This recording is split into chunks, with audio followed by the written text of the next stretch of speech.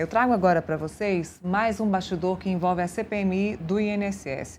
O deputado federal Alfredo Gaspar, relator da comissão, se filiou ao PL para disputar as eleições de 2026. O Gustavo Zucchi até estava falando sobre isso agora há pouco.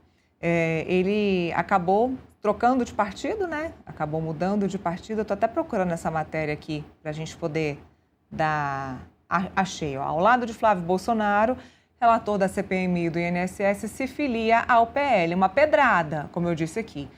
A pessoa, nessa altura do campeonato, querer competir no estado de Alagoas, estando relatando aqui uma CPMI do INSS, já tinha que estar lá.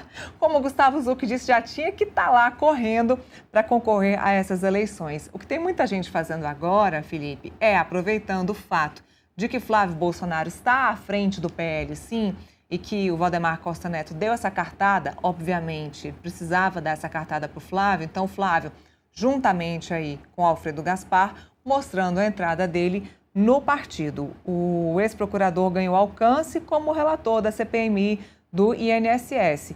O ato foi oficializado ao lado do Flávio Bolsonaro.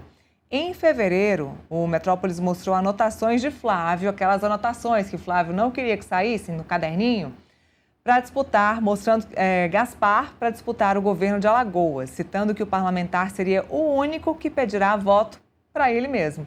Gaspar deve dar palanque a Flávio em Alagoas, mesmo sem a definição se concorrerá ao Senado ou ao governo estadual. Essa movimentação aumenta a pressão sobre o prefeito de Maceió, o JHC, para que ele decida sobre seu futuro político. Até então, até agora, JHC era quem comandava a sigla em Alagoas. Agora, Gaspar vai assumir o comando da legenda. Para as eleições de 2024, lá atrás, quando foi reeleito, JHC costurou um acordo com o então presidente da Câmara, Arthur Lira, para dividirem a chapa nas eleições de 2026. Já em 2025, ele se comprometeu com Lula a deixar o partido de Bolsonaro se o petista indicasse a tia dele ao STJ. JHC, porém, não definiu seus rumos políticos. O prefeito da capital de Alagoana confirmou a aliados, ouvidos pelo Metrópolis, de que deverá renunciar ao cargo até o início de abril para concorrer, mas não especificou qual cargo. Independentemente disso, deixa eu subir aqui um pouquinho, independentemente para mostrar isso, pronto, deixa eu mostrar a influência do Flávio Bolsonaro aí para vocês. Independentemente disso, ele vai ter uma pedrada aí pela frente, porque concorrer com o Renan Calheiros e com o Arthur Lira em Alagoas, de fato, tem que valer a pena muito esse palanque aí para o Flávio Bolsonaro, para que o Alfredo possa estar concorrendo a essa vaga do Senado, porque a briga em Alagoas talvez seja uma das maiores do país, Felipe. Então, ele tem que estar preparadíssimo para essa briga lá em Alagoas. A gente ainda não sabe aqui se é uma disputa ao governo ou ao Senado, mas se for ao Senado, ele vai ter que se preparar. Vai ser a terceira via. A terceira via de Alagoas vai ser o Alfredo Gaspar. Mira, realmente Alagoas é uma incógnita, ninguém sabe como é que vai ser as eleições desse ano. Agora, para o PL, né, bom lembrar que o PL estava com um palanque meio incerto, né, em relação a Alagoas. Né? O PL estava insatisfeito com o JHC, que depois da filiação do Alfredo Gaspar, pelo menos na tratativa, né, resolveu sair do PL e está conversando com o PSTB, provavelmente ele vai assinar com o PSTB, vai se filiar ao PSTB, e deve concorrer ao estado de Alagoas. E a gente sabe que o Lira e o Renan Calheiros têm uma tendência, né, a apoiar o governo Lula, né, a reeleição do Lula. Né? Então o PL ficaria sem palanque em Alagoas. Né? Então toda essa estratégia, toda essa negociação com o Alfredo Gaspar, que tem muita visibilidade por conta da CPMI do INSS, que vai para o PL dar palanque ao Flávio Bolsonaro, faz todo sentido, né? Até porque o PL não pode esperar, né? Tendo visto o planejamento do Flávio Bolsonaro de disputar as eleições de 2026, não pode esperar, né, a inclinação do Lira ou a inclinação do Renan Calheiros, né?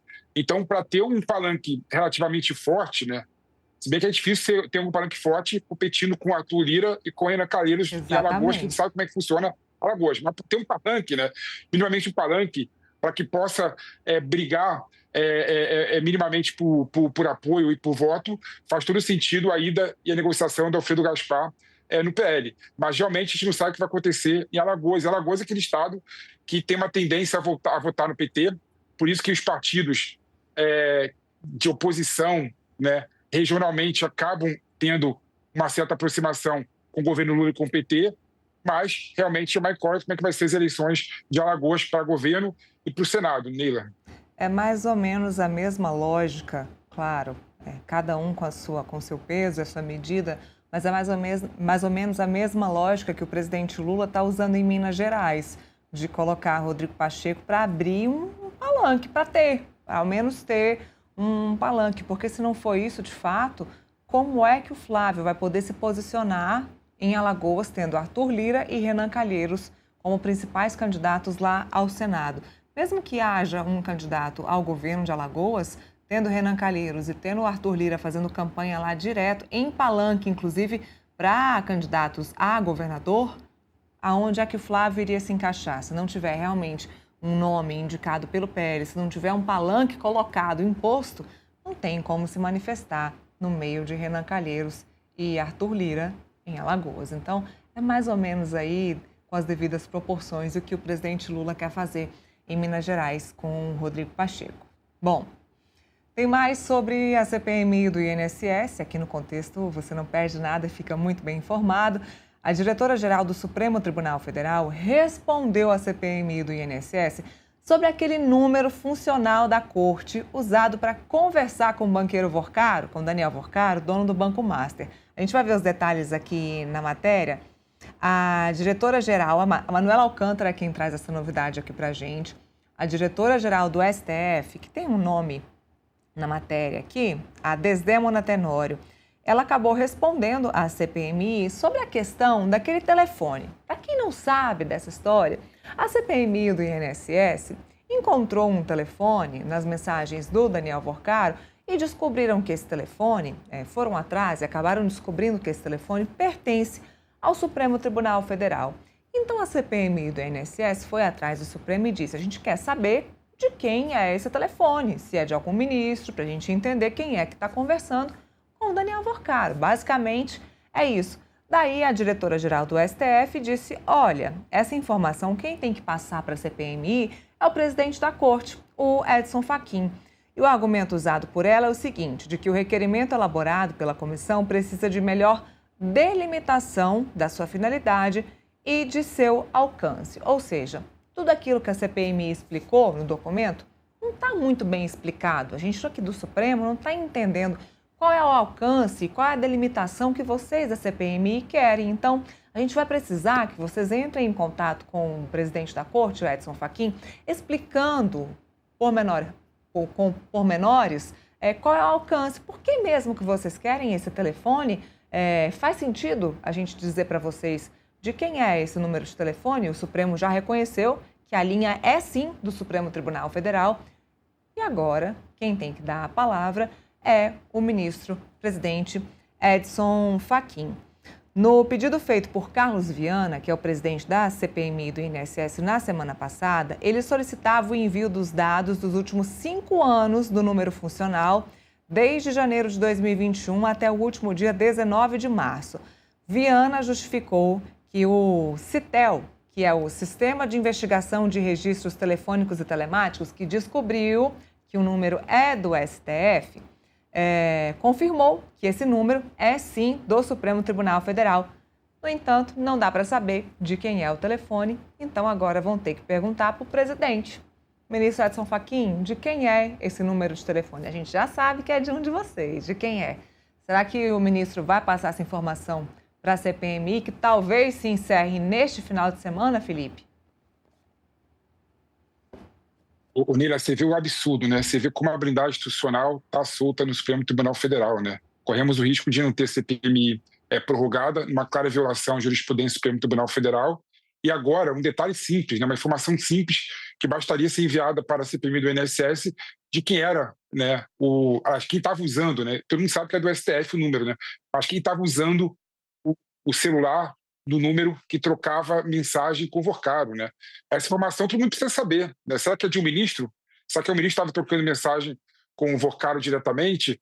Será que era algum informante dentro de algum gabinete do Supremo Tribunal Federal que trocava mensagem com o Vorcaro, naquela lógica dele de violar, né, o sigilo da justiça e estar sempre à frente da justiça, as investigações relacionadas ao Banco Master e relacionada à sua própria pessoa, é uma informação simples que deveria ser enviada, sim, para a CPMI do INSS. Né? A sociedade precisa saber de quem era o número que trocava mensagem, número institucional, Neila, número institucional de propriedade do Supremo Tribunal Federal, quem estava usando, quem é o servidor público que estava usando o número que trocava mensagem e dava informação para o Daniel Vorcaro relacionado aos processos de seu interesse. Né? Então você vê que, infelizmente, está tendo uma blindagem institucional muito clara, o STF está tendo um espírito de corpo muito grande. Essa mensagem é vergonhosa. É vergonhosa. Como assim uma servidora do STF fala que não pode passar informação e pode falar diretamente com o presidente da corte, Edson Fachin? Ela deveria ter mandado para Edson Fachin oficiar diretamente o presidente da CPMI, né, relacionado ao requerimento da requisição de informações que ele pediu. Ou seja, Neila, realmente a gente está vendo, infelizmente, o STF se blindando em relação às investigações da CPMI.